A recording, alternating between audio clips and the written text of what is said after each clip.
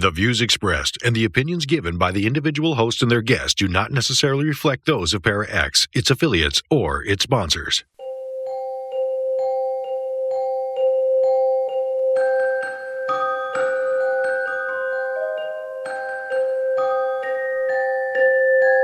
Welcome to Stirring the Cauldron on the Para X Radio Network. And now, here's your host, Marla Brooks. Merry meet everybody and welcome. Tonight we're having a roundtable discussion. My guest is our long-lost friend Mike Leier, who's written a new book called The Unified Reality Theory, Bridging Science, Philosophy, and Religion to Explain the Nature of Existence. And I invited Barbara Duncan and Dinah Roseberry to join us. Mike is a versatile author and has crafted numerous short stories and novels, notably the enthralling Skull Hunter series and the captivating Adventures of Mark and Pug books. In addition to his prowess as a wordsmith, he boasts a successful career as a musician, a seasoned voice actor, and a prolific producer. With an extensive background in the criminal justice field, spanning many years, his multifaceted talent shined through. And I'll add to that because Mike was my producer here on Stirring the Cauldron for several years, and he left with his sanity intact. And to prove his sanity, let's get started. Welcome, Mike. Thank you. It's about time we hear from you. Been a long time, but this is good. And Barbara and Dinah, thank you for joining us. And ladies, please say a couple of words so listeners can distinguish who is saying what. Hello, I'm Dinah Roseberry, and I am an editor and author for Schiffer Publishing, and I'm involved with the paranormal with that company. And I'm Barbara Duncan. I'm the co-host of Through Blue Topaz, and this is right up my alley because we talk a lot about metaphysics and science. That's perfect. See, we've got the right people. Yeah. And you can say all those things that I can't get through my head. But all right. But okay, so the first most obvious question is, what is unified reality theory? Unified reality theory, or as I like to call it, URT for short, it's an idea that came together in my mind from me asking simple questions. I was asking a simple question,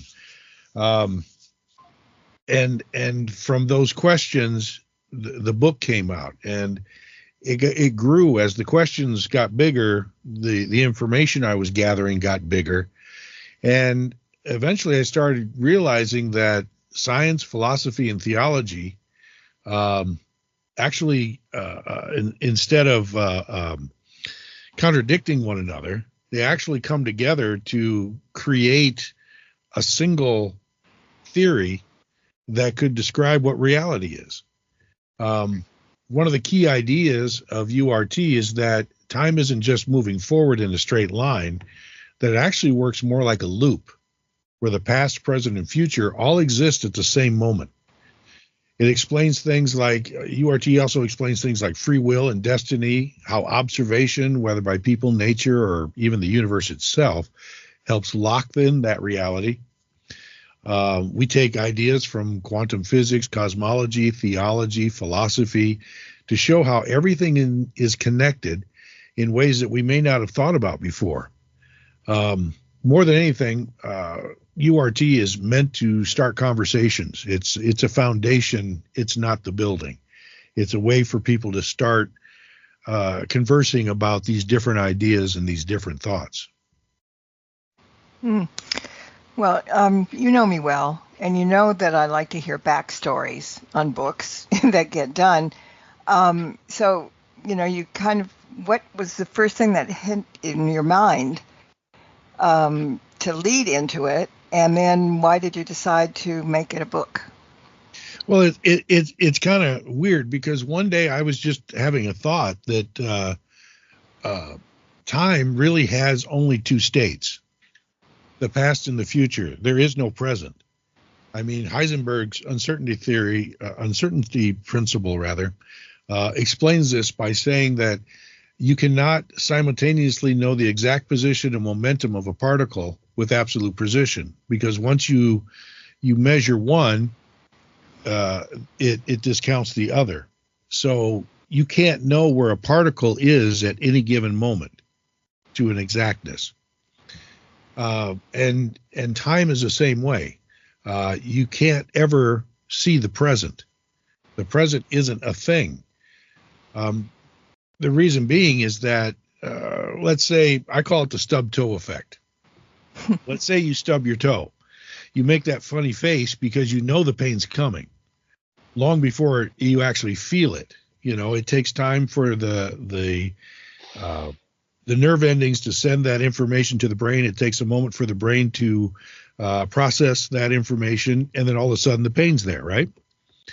And it's the same thing with light. When you see a clock or when you see anything, what you're not seeing what it is, you're seeing the light reflecting off of that object to your eyeball.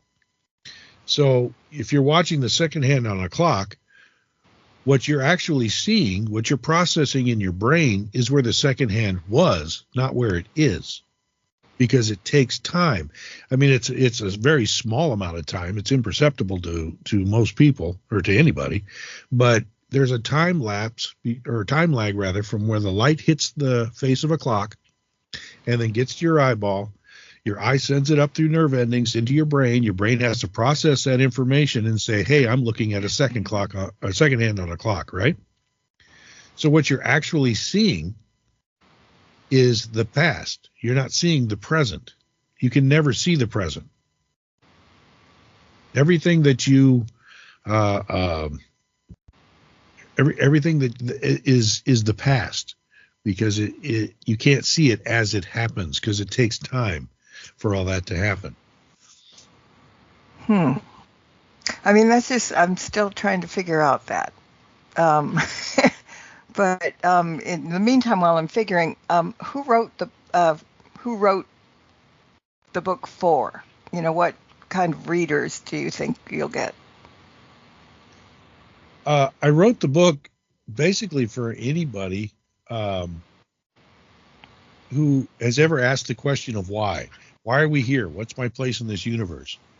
And I think science, philosophy, and theology explore these questions separately, but in the unified reality theory, we bring them together. You know, I've heard some people say that the book feels more like a college textbook, and I get that. I mean, there's a lot of big ideas within the book, and it explores them in depth. But I don't want the book to be overwhelming. It's meant as to encourage exploration. I break the book down into 3 different sections: science, one section, philosophy, and theology. That way, if some people might find one section a little challenging, they can go to another section that might help explain the exact same ideas, but in a way that resonates better with them. They're all connected to one another, so even though there are 3 different sections, each section calls back to the other 2. And if one isn't necessarily your cup of tea, you know, another might make things clearer.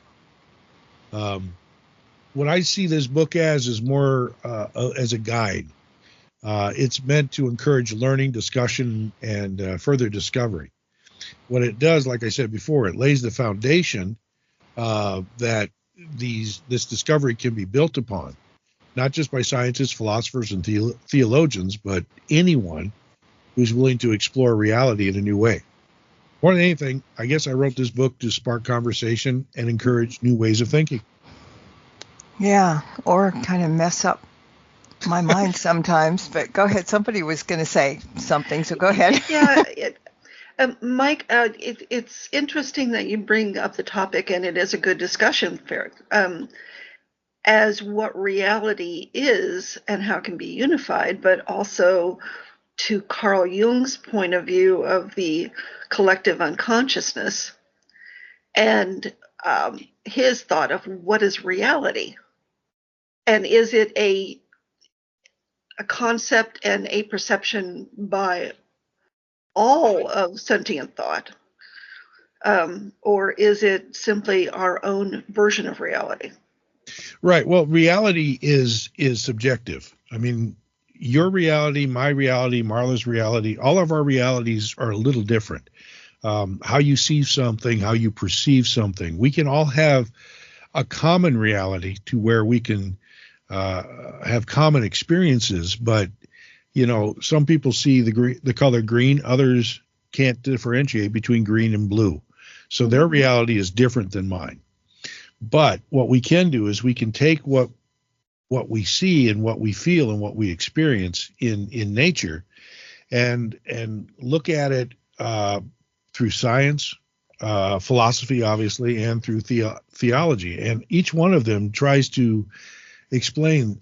Science gives us the how of how things work. They try to explain how this works, how that works. Philosophy and theology tries to explain why. So by combining all three, we can get a deeper image of what reality can be around us, what it actually is.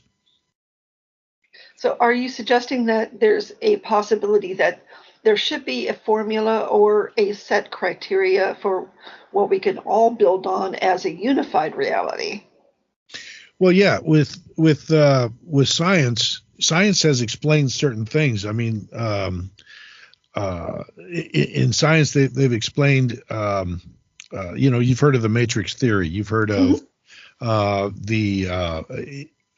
in unified reality theory, observation is one of the keystones of what it talks about. So, and in URT, observation we define as interaction. Okay.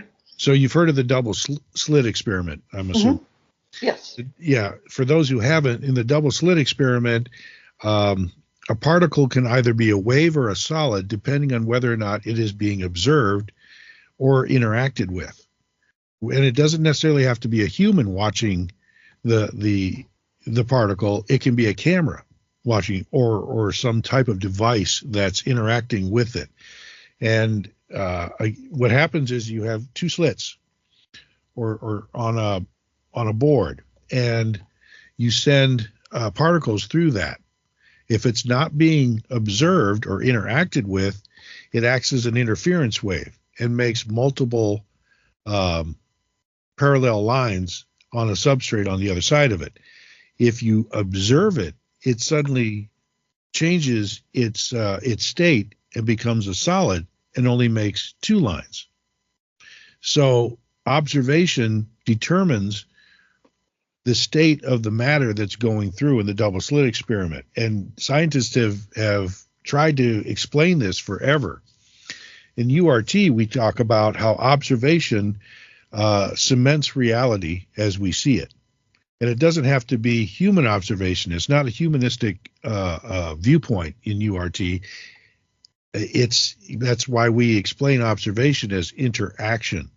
I mean, we even get into dark matter, dark energy, gravity waves, how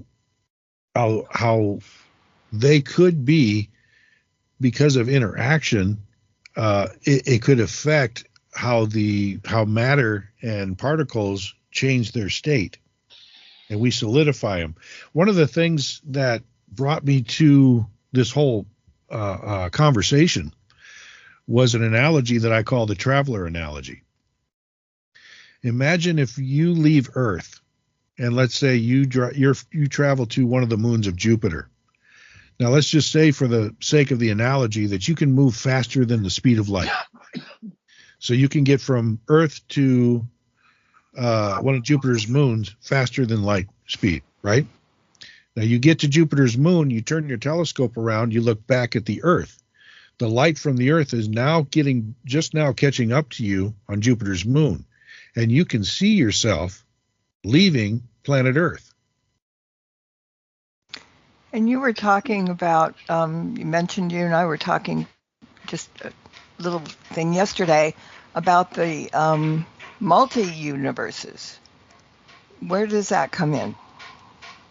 Well, in URT, we say that time is a predeterministic time loop. That time is a loop. In the traveler analogy, you're seeing yourself leave Earth.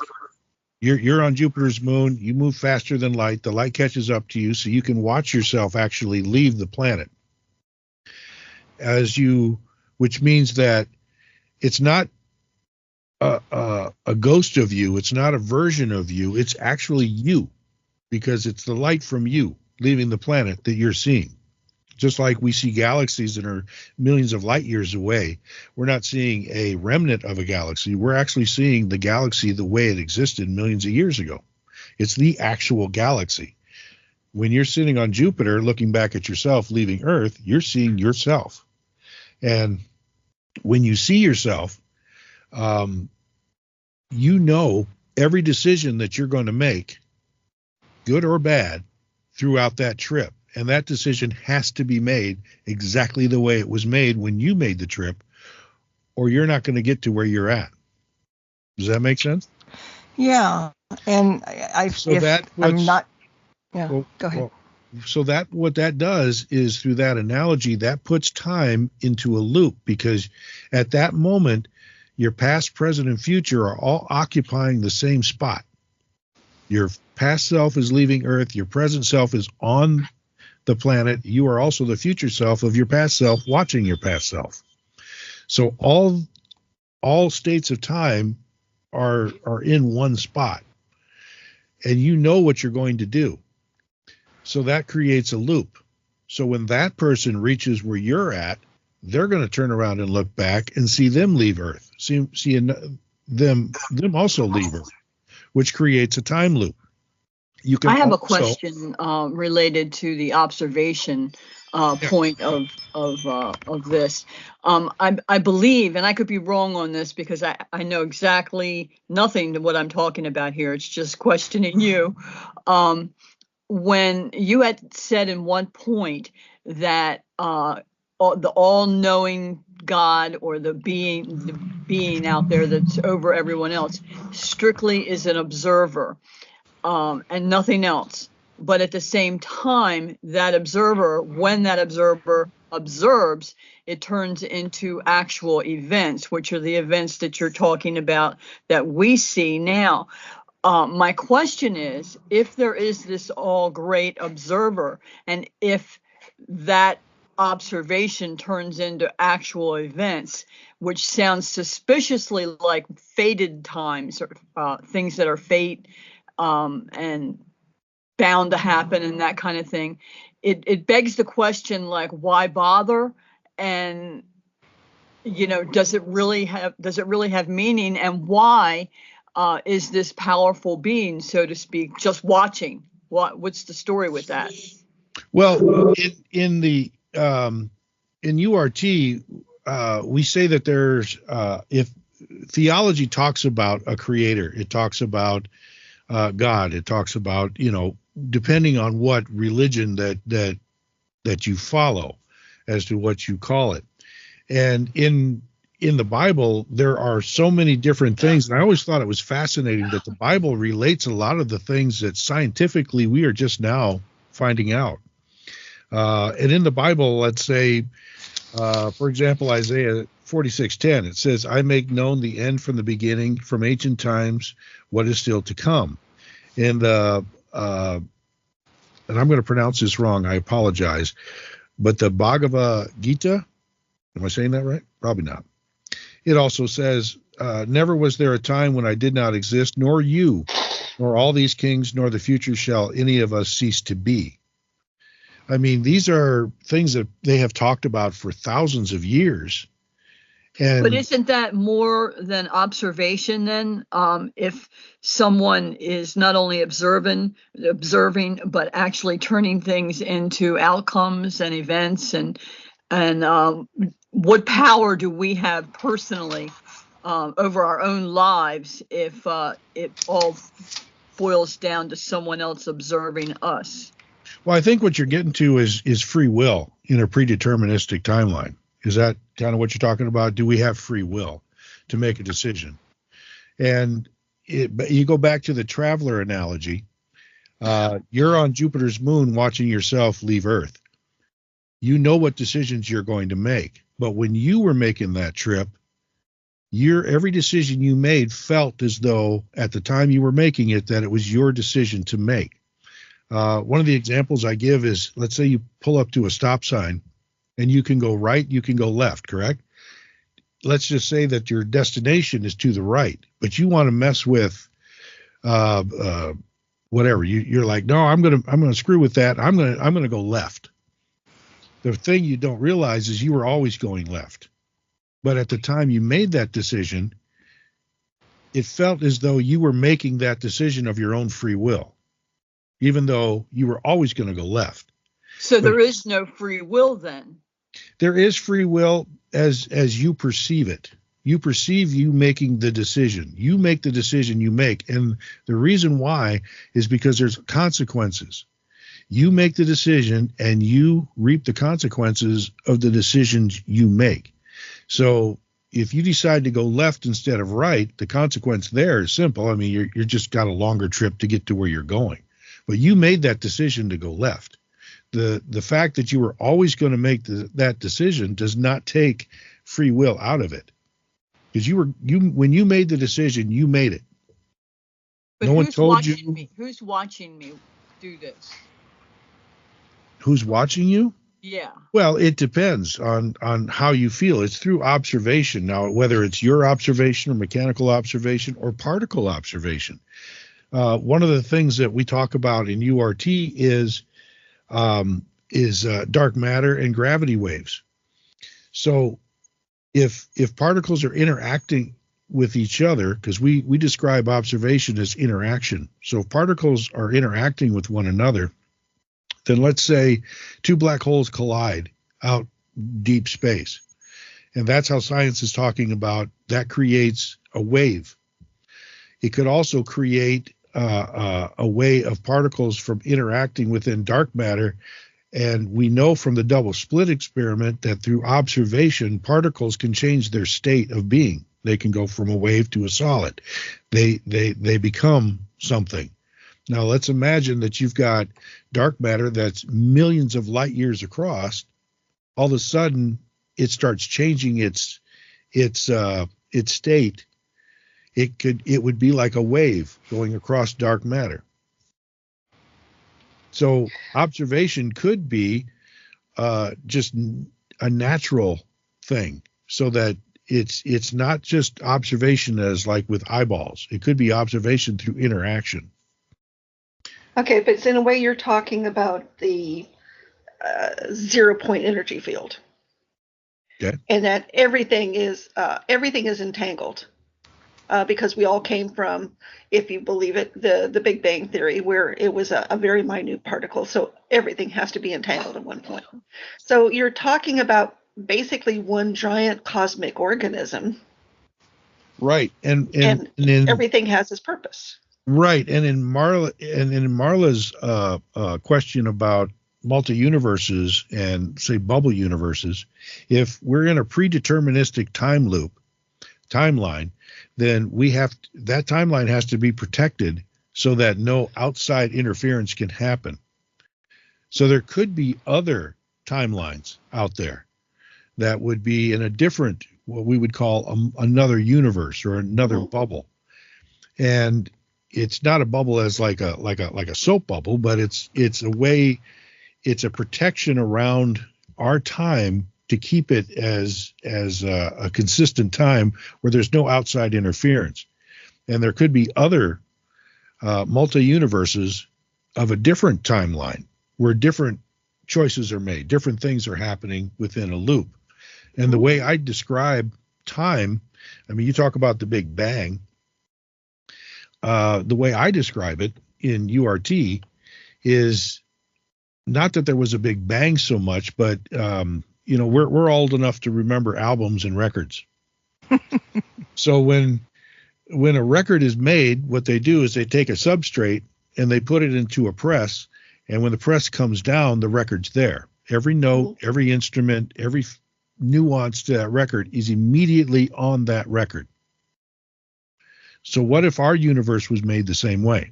What if it just was pressed into being so that all points of that timeline are there at the same moment? Okay. The first note, who the thinks, last note. who thinks that up? Like, is that the person who is believing that can happen, that particular multiverse that brings that into existence? What an example is, there is another book. It's kind of old. It's called The Alien Interview, and it's about Earth being a prison planet. And you've probably heard of the agendas for people who have said that. But if you read that book, it really is kind of scary, because it seems feasible, but it seems to fit into this unified type thing, which is, like I said, scary. So that means that the people, when they think about these things, much like I'm working with editors, I mean, with other authors who are telling me ghost stories, and we've had within this group, within the four of us, I don't know about you, Mike, but the rest of us have had issues with ghosts, and we've had experiences. Does that come because we are considering that and observing that through our own minds, or is that pre-fated because we're being observed by yet someone else? Does that make any sense at all? Because after I said it, I'm not sure it did. Well, in URT, observation is the way that reality is solidified. So, like, when you're in the traveler analogy, you're on Jupiter's moon, looking back at yourself leaving Earth. You're looking back at yourself, and now that you have created a fixed moment in time through that observation, because you know you're watching yourself. So if you could stand there for the length of your trip, you could watch yourself go through the entire trip. You know exactly what's going to happen. Those are fixed moments in time.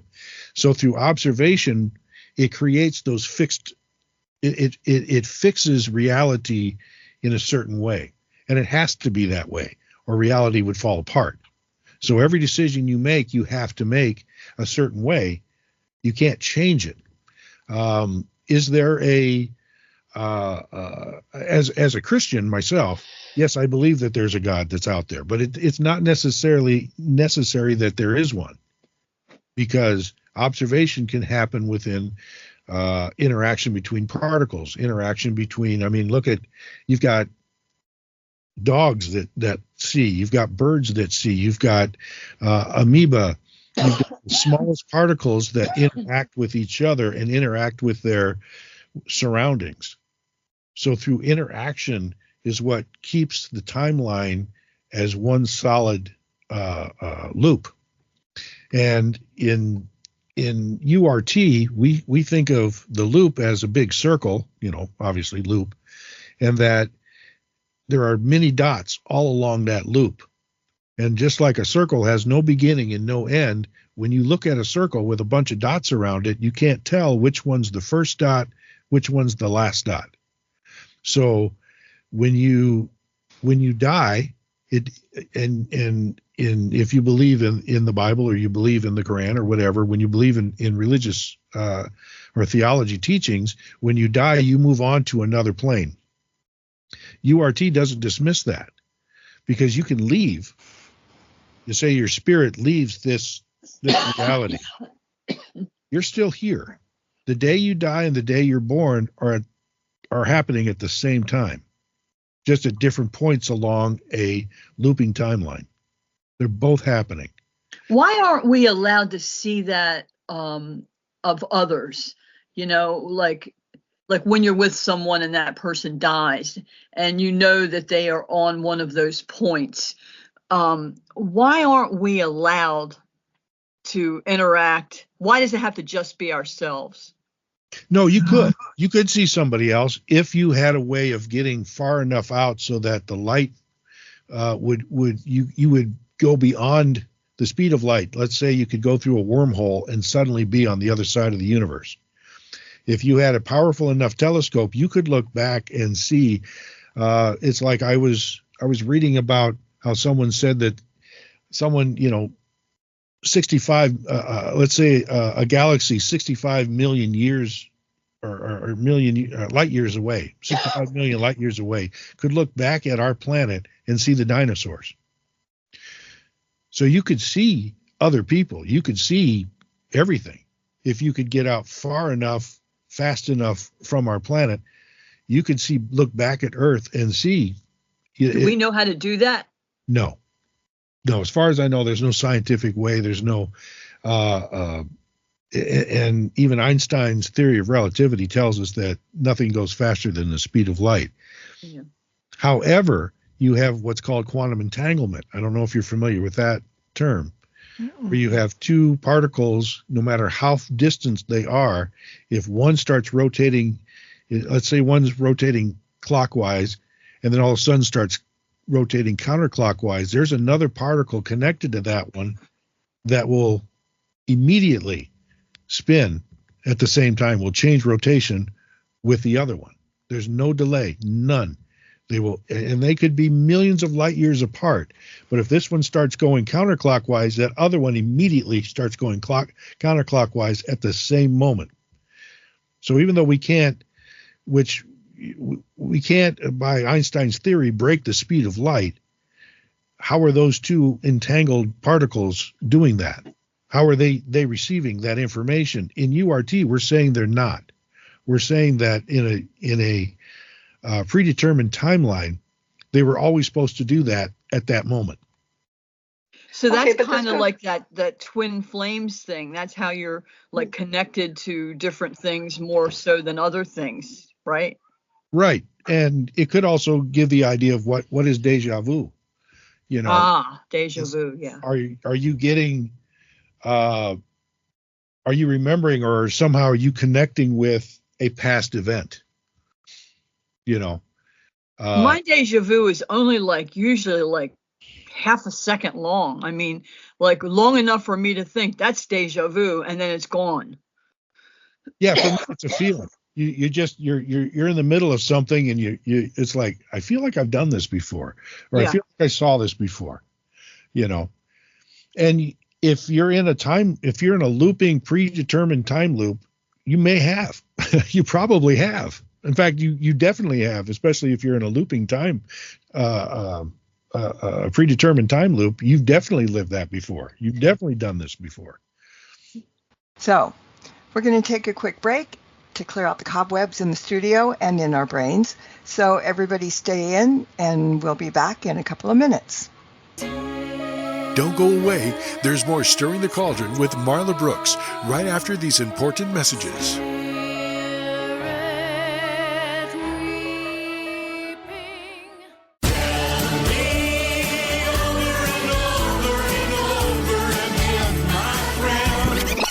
Hi, Barry McGuire here, inviting you to come along with Marla Brooks, and let's start stirring the cauldron together on Para X.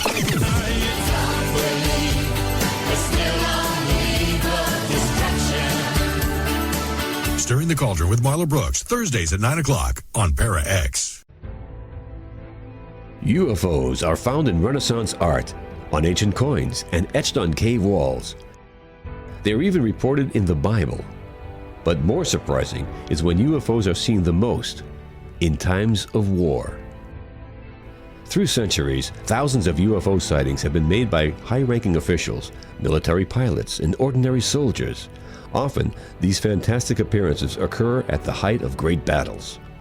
From World War I to D-Day to Korea, Vietnam, and beyond, military investigators are baffled. Why do UFO sightings spike so drastically during wartime? Could it be mistaken aircraft, or is someone or something looking in on us? In UFOs in Wartime, What They Didn't Want You to Know, Mac Maloney chronicles centuries of these incredible sightings and tries to solve the puzzle of why so many UFOs are seen while humanity is at war. Read about the scare ships, the ghost planes, and the ghost rockets, alien giants in the jungles of Vietnam, UFOs controlling our ICBM bases, dogfights with flying saucers during the Gulf War, and more. 300 pages of unbelievable stories, along with many startling photographs. That's UFOs in Wartime, What They Didn't Want You to Know, by Mac Maloney. On sale at your local bookstore or on Amazon.com. Hey everyone, it's Marla. If you like tonight's episode of Stirring the Cauldron and the archive podcast as well, take a look at the show's YouTube channel and check out the dozens of shows that are there just waiting to be heard. New shows are added each week, and while you're there, why not subscribe? It's free. And if you click on that tiny little bell icon at the top of the page, you'll be notified when new shows are available. Just go to youtube.com and then type in Stirring the Cauldron Para X, and the link will appear. Just like magic.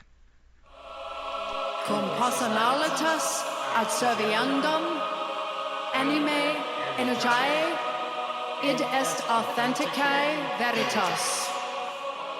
Quod in alio convenius evolutione tua proiecto est.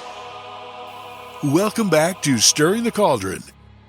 Once again, here's your host, Marla Brooks.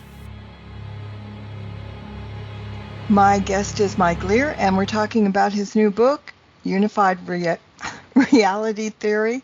And we've got Barbara Duncan here and Dinah Roseberry as well. And let's pick up where we left off.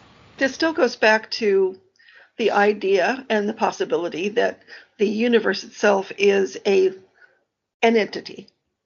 And it's not always observed. I mean, I don't observe my fingernails on a daily basis, and they're still fingernails.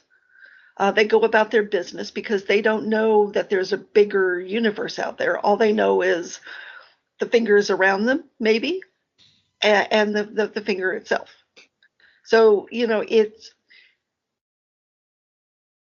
still has to follow a certain pattern. It still has to follow a biological aging process, right?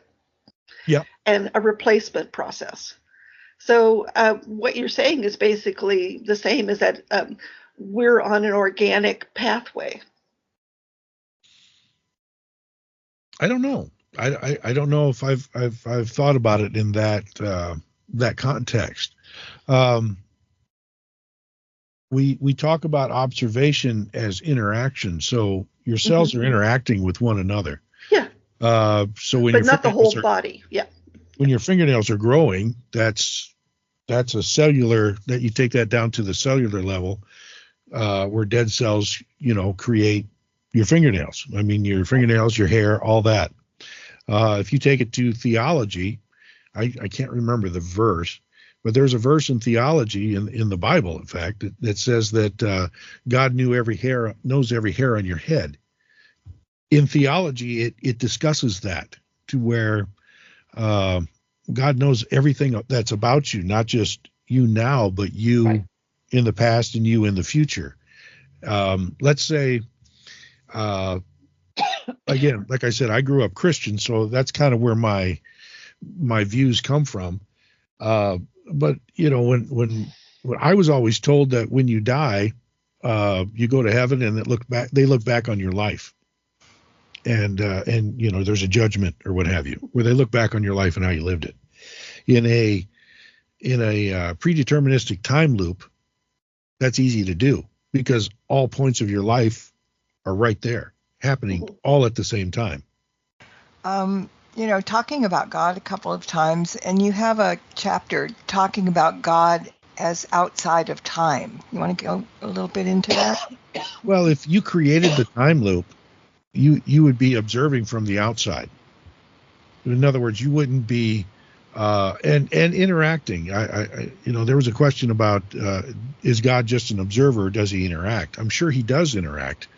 At least in my belief system, he does interact, but he was always going to interact. He always interacted that way. That was always part of the time loop. But by being outside, it's like the guy that made the record. The record exists, but he's not part of the record. So he's on the outside. He can break the record if he wanted to. And I'm assuming at some point, God can stop the time loop. It would just happen if he wanted to, because he's outside of it. He's only part of it as it's predetermined for him to be part of it, but he's not bound by it. You know what I mean? Who predetermines him doing that? He's not predetermined. Okay. Not in theology. But again, I'm not a theologian, so that's a question that theologians, people who have dedicated their lives to study of all this, would have to look at and see what they can come up with. Like I said, the URT is a foundation for discussion. It's not an answer book. No, we understand that. It's a way to look at things a little differently and hopefully create discussion on these topics. And if there's something that disputes it, that's great too. I know that sometimes something like this makes it easier to have the discussions, but there are people who decide to have discussions who only will look at their side and not at the other side, or not try to understand the other side, and therefore it kind of skews all the results. Right. One of the fears I had, especially when we were talking about free will in a predeterministic timeline, is someone might say, well, if I harm this person, I was always supposed to do that, so I'm just going to do it. Mm-hmm. But what you have to understand is when you make that decision, you're making that decision. You have the choice to make that decision. You can't use, well, it's predetermined, so, I'm good to go. No, just because you did it, or you can't use that as an excuse to do it or as an excuse for why you did it, because you're going to pay the consequence for that action regardless. So if you make that choice, you also make the choice to pay the consequences for the choice that you made, because you made that choice. I mean, you can't say, well, it's already predetermined. No, you can't. That's comforting because there's so much, I hate to say evil, because that seems to put it in the theology department, and I don't mean for that to be, because it's these are actual events that take place. But, you always wonder, like, is there an outcome that person deserves or should have to face because of the nature of what they've done? Right. And in a predeterministic timeline, it comes down to you realize that every choice you make has a vital importance to continuing that timeline. Nobody is insignificant in that timeline. Every choice you make, everything you do is needed in order for that timeline to continue to the next step, the next level. Okay, that makes sense. God, there's so many things. I'm looking down the table of contents, and one thing after the other. I mean, we could probably be here all day, and not even touch the surface. I'll be honest with you. I look at the book and I come up with I've ever since I wrote it, I've come up with a dozen questions that I want answers to, and it constantly brings up the next question or the next, but what about this, and how does that work, and how does this work? And so far, of course, I wrote the book, so it's coming from my perspective. But so far, everything that I have looked into that I've had another question or whatever about has reinforced what I've already talked about in the book. Mm-hmm. Well, there's going to be another book probably, and another, because you keep asking questions and things come up in the mind, and that's good. And as people ask questions, that'll help, with making this a bigger or adding to the book. And in the book, I add at the end of every chapter, I put 2 lined pages for notes. So if somebody's got a note or a question or something they want to look up, they can write themselves a note or put their thoughts down as they're reading it. And then in the back, I've got the bibliography that shows, all the things broken down, so you can do further study on some of the ideas that I looked up in there. Mm-hmm. Mike, I'm thinking back to what you're talking about with the time travel bit. And I'm sure you saw the movie, I can't remember the title of it right now, with the space travel, and with Matthew McConaughey. Oh, yeah. Okay. And that kind of goes back to that whole idea of the wormhole, where he goes into the wormhole and he's actually instigating conversations with his daughter. Yeah. And so I'm wondering if actions that we're taking in the future, somehow we are coming back, or somebody is coming back to tell us to do something different. So that's where we're getting the ghost ideas, and maybe that's where a lot of intuitives are getting their ideas from. Actually, in the unified reality theory, it says that you can't go back to the past. There's no way for you personally to physically go back to the past and interact with yourself, which eliminates all these paradoxes, the grandfather paradox and all those things that people have talked about. You can't go to the past. You can observe the past if you can get out far enough to where it takes light, you get ahead of the light, so that you can observe it from a distance. Like we observe a galaxy from, a million light years away. We can observe it in its past, but we can't interact with it. Now, the future is a different thing. You could go to the future, but once you got there, you couldn't go back to the past. And Einstein's relativity theory says that time is relative, which means, and the closer you get to higher gravity, time slows down. So if we could get close to a black hole and get within a certain distance of it, time would slow down to such a point that if we could come out of that, decades, if not hundreds of years could have gone by within the amount of time we were there. Let's say we were there for a few hours. By the time we came out, it could be 1,000 years later. Oh God, please don't let that happen. Yeah, when you got back to Earth, let's just say, I don't know what the math is. I'm not a mathematician, but that's actually possible in Einstein's theory of relativity. So time is fluid. It's not a linear thing. We've already proven that through science and all that. It's based on where you're at in it. So are you saying then that ghosts can't possibly exist then, because we're not being able to go back and look at that time? No, I'm not saying that ghosts can't exist, because once you move on to a different plane of existence, once you pass and you move on to a different plane of existence, you're taken out of the timeline. You are not in the timeline anymore. In URT, it is my thought that once you pass on, you are no longer within the timeline. Are you in a different timeline? I don't know. That's a great question. I have no clue. I mean, you may be, if you say there's a creator or a God or what have you, in theology, it says you go to see him.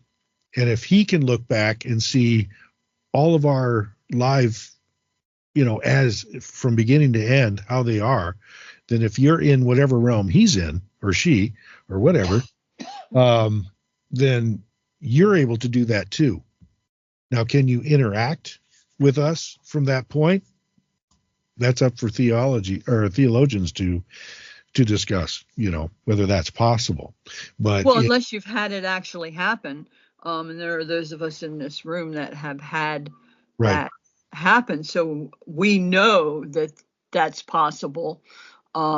Outside of what any theology person might say, they can argue to the death with me, because when you've had something happen, you've had it happen. Well, what I was getting at is once you pass on and you go to that other plane of existence, whatever it is, your ability to interact with this timeline is most likely is possible. I mean, I don't know why it wouldn't be. But if you do interact in this timeline, I'm assuming that is part of the timeline.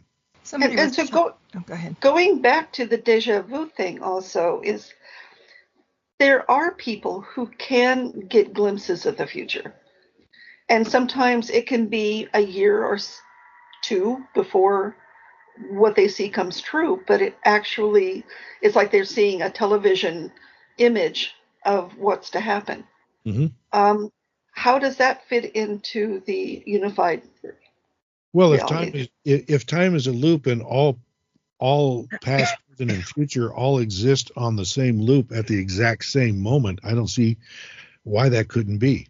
Okay. They're just seeing sideways as opposed to forward or backward then. That's what you're saying. Yeah, somehow I don't know how that would work, but you can see the past. We know how to do that. Mhm. I don't know how you see the future, but it's not saying that there isn't a way to do it. You can go to the future. That is possible, and that's mathematically been proven through Einstein's theory of relativity. Mhm. But once you get to the future, you can't go back to the past, Right. because then you would upset the because you would add information if you go back to the past. Where if you go to the future, you're not adding any information. If you go to the future, that was always going to happen. You're not adding anything, no new information to the future that isn't already known. Right. You see what I'm saying? Something that you want to talk about particularly that we haven't covered? Yeah, basically that URT isn't meant to have all the answers, and even if it's thought of as a textbook, it's not a textbook as in trying to give you answers to questions. It's a textbook in giving you ways to ask new questions, because that's what we want people to do. We want people to ask questions. We want people to, in the scientific method, when you go to prove something, you're not going to prove it. You're trying to disprove it. That's how science works. When you have a theory or you have an idea, what you do is you put it out there so that somebody can do whatever they can do to try to disprove your theory. That's how and if they can't, then your theory may be correct. Mm-hmm. You're not out to prove it, you're out to disprove it when you have a theory. So if somebody comes up with a way to disprove your theory, then throw it away. But if they can't, then your theory might be sound. Okay, because I was going to ask you that when did you get involved with URT? And if people listening here wants to know more books finders or whatever, how would they jump in with 2 feet? Well, you can find the book on Amazon right now, both in paperback, hardcover, and ebook. Okay, but in general, so where did you start with URT? Oh, when did you get interested in it? As a child. I mean, I watched everything I could science-wise, read books. I've always been interested in science. And I'm just one of those people that tries to soak up information from any source. And my wife hates it because I'll sit there and watch the silliest things on YouTube. To me, I'm learning something. And if I can learn something, I'm a happy camper. That's a thrill for me. I watch things that I may never do or never use in my own life, but I'll watch it because it may bring me to something else. And I may read a book about something that I didn't know or I did know, but it may give me a different perspective on it. Mm-hmm. I love learning. The more that's exciting to me. And if I can learn things about how the world around me works, or get a better idea, or if it's a way to get to questions, because one thing I have learned, it's not about the answers, it's about the question. You have to know what questions to ask. In order to know what questions to ask, you have to have some foundation before you can ask that question. So the more you learn, the more questions you can ask. Mm-hmm. And it's the questions that are important. It's not necessarily the answers. Right. Okay. Yeah, Mike, I do have a good question, I think. Okay. And that is with AI. And once it starts reaching a sentient point, which it seems to be going, where does that fit into the unified reality theory? Because it is on a completely different biological nature. Well, yeah, but is it really different, or was that always meant to be? Is that how it was supposed to go? Because if we're in a predeterministic timeline, which URT says, then it was always meant to be that way. Okay. So it doesn't observe the same way we do, or are you thinking that it does? Sure. Just like a camera observes, you put a camera out in front of your house, it observes your driveway, your parking lot, or your office, or what have you. The camera's observing. It's interacting with the light that's coming off of whatever it's watching. AI is interacting with what's around it, with the data that it's getting. You start getting into quantum computing, and you're really starting to interact with to the base elements of what makes up, everything. So yeah, it's still an observation, and people say that we're living in a matrix. Mm-hmm. Well, the matrix could just be another way of saying a time loop, a looping timeline. Okay. It's all predetermined. Dinah, you have a closing one? My spark plugs in my matrix are kind of like messed up. I'd like to piggyback to Barbara because that's a really interesting topic. And this hasn't to do with your book, Mike, but I just want to ask your opinion. Do you think there is a danger in AI?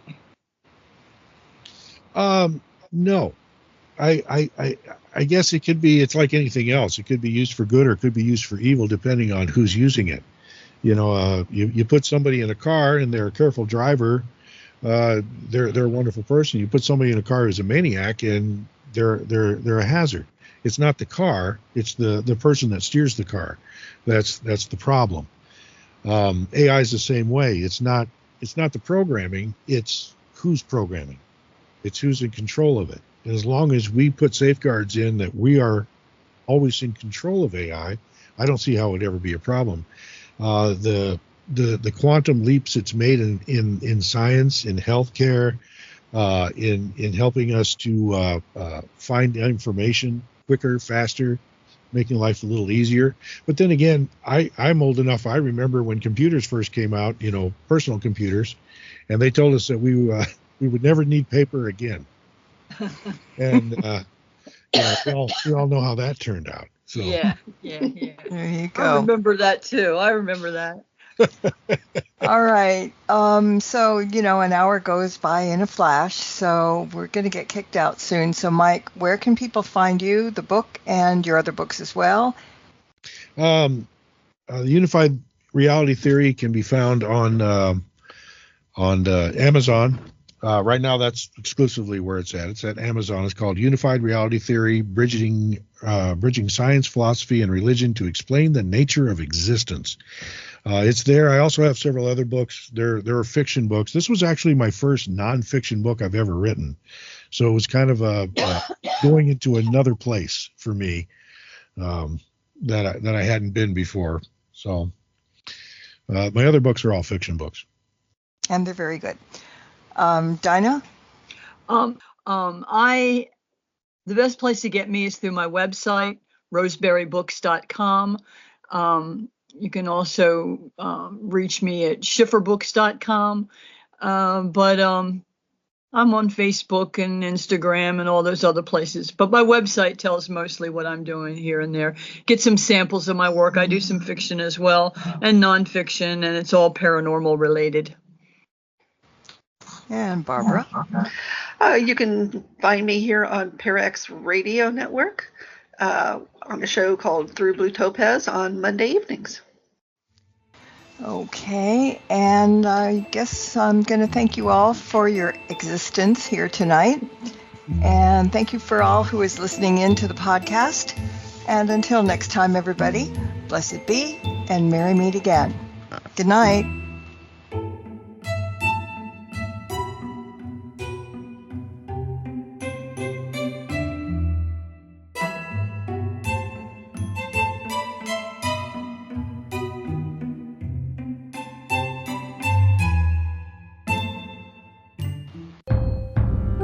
Thank you for tuning in to this episode of Stirring the Cauldron with Marla Brooks.